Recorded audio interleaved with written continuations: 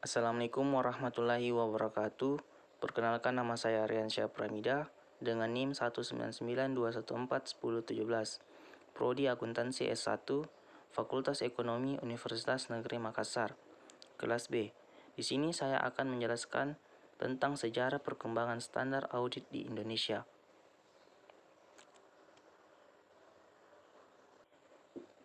Sejarah perkembangan audit Indonesia.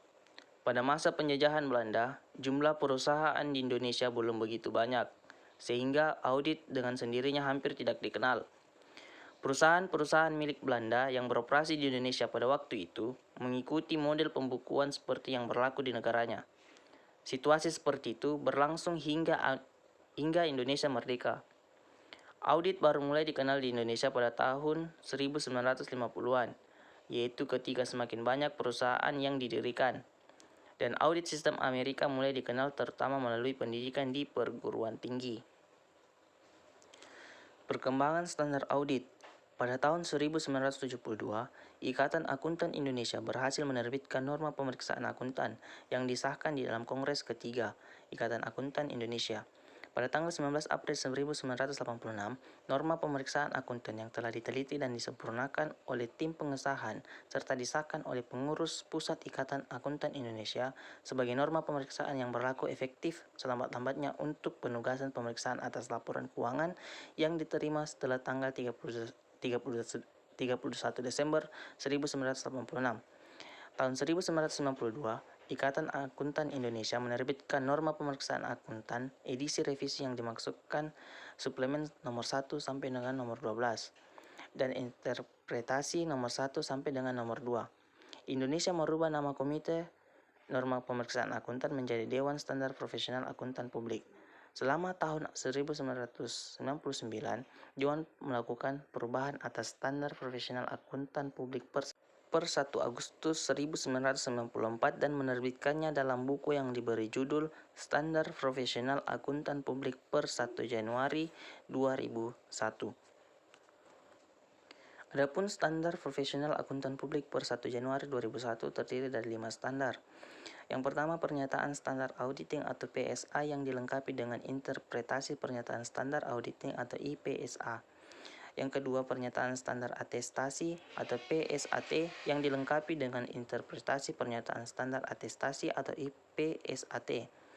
Yang ketiga, pernyataan standar jasa akuntansi dan review PSAR yang dilengkapi dan interpretasi pernyataan standar jasa akuntansi dan review IPSAR.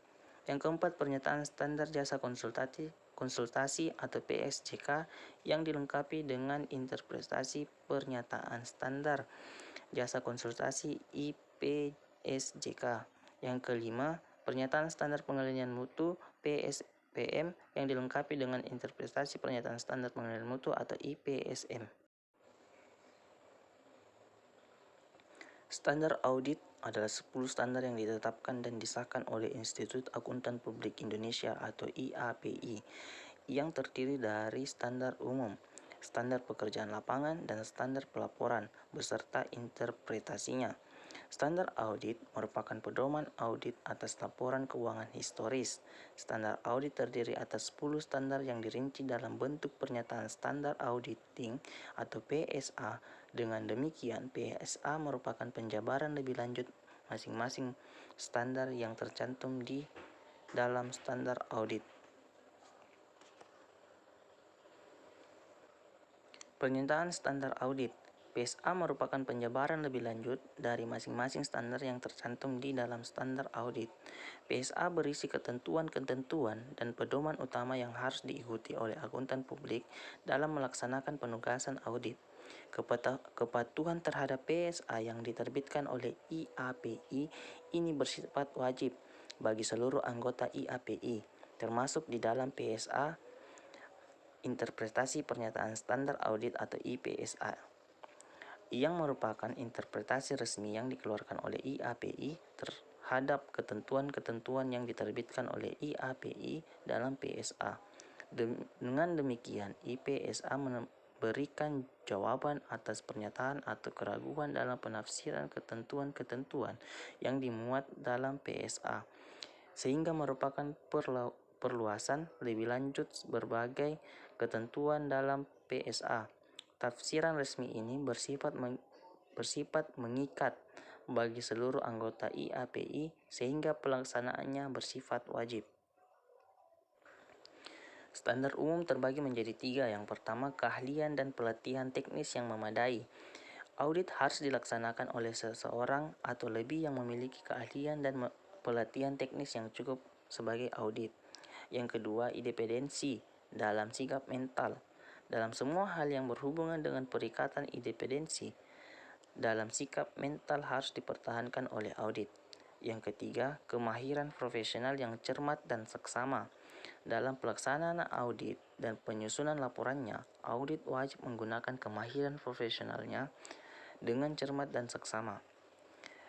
Yang kedua, ada standar pekerjaan lapangan yang terbagi menjadi 3. Yang pertama, perencanaan dan supervisi audit. Pekerjaan harus direncanakan sebaik-baiknya, dan jika digunakan asisten harus disupervisi dengan semestinya.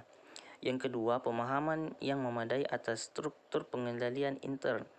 Pemahaman memadai atas pengendalian intern harus diperoleh untuk merencanakan audit dan menentukan sifat, saat, dan lingkup pengujian yang harus dilakukan. Ketiga, bukti audit yang cukup dan kompeten.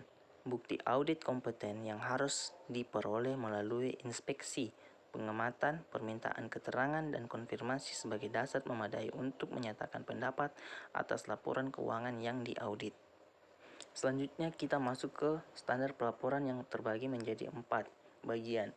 Yang pertama, pernyataan apakah laporan keuangan sesuai dengan prinsip akuntansi yang berlaku secara umum.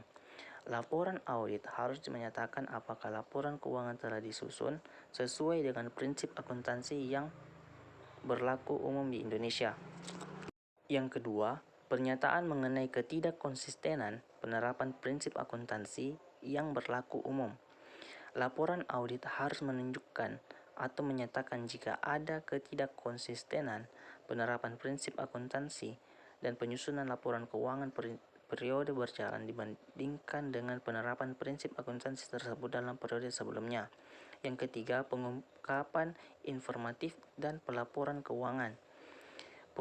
Pengungkapan informatif dalam laporan keuangan harus dipandang memadai, kecuali dinyatakan lain dalam laporan audit. Yang keempat, pernyataan pendapat auditor atas laporan keuangan secara keseluruhan.